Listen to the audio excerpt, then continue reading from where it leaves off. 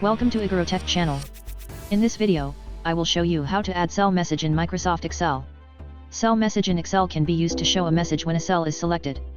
It is particularly useful if you want to show some instructions to the user when he or she selects a cell.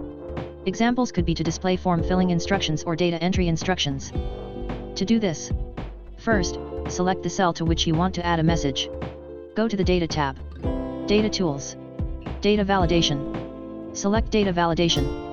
In the Data Validation window, go to the Input Message tab. Enter the title and message. And make sure to tick mark Show Input Message when the cell is selected. Then click OK.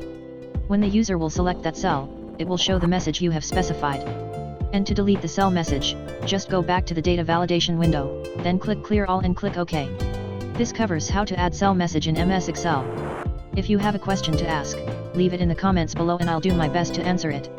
If you found this tutorial is helpful, please give us a thumbs up and don't forget to subscribe on our YouTube channel. Thank you very much for watching and have a great day.